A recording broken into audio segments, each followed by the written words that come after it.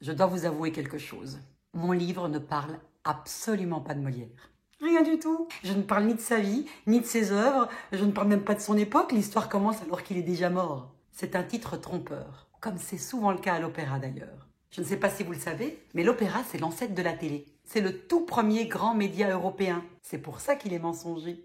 Il fait croire qu'il parle de quelque chose, alors qu'au fond, il vise tout autre chose. Et s'il triche autant, c'est pour éviter les emmerdes avec les puissants et pour plaire à la majorité, faire de l'argent.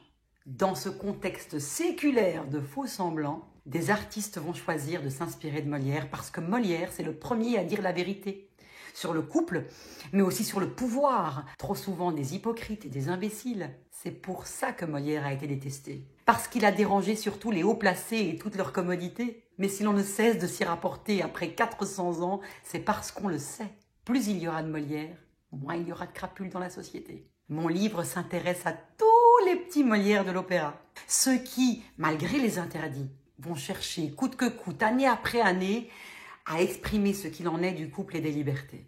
Car en les pistant dans le temps, on peut suivre l'histoire de notre façon de penser. Alors vous devez lire ce livre. Vous y verrez plus clair sur les grandes polémiques qui agitent aujourd'hui le monde du cinéma, de la télé, la toile, nos familles et nos foyers. J'ai hâte de cueillir vos impressions, vos ressentis, vos questions, vos avis. Rendez-vous dès le 1er juin dans votre librairie. Ciao a tutti e tantissimi baci.